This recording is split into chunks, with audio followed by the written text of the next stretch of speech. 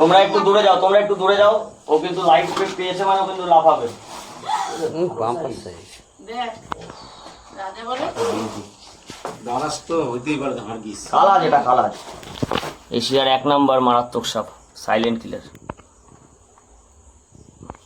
এবার তুমি ফোনটা সরাও ছাড়লেই কিন্তু খারাপ হয়ে উঠবে।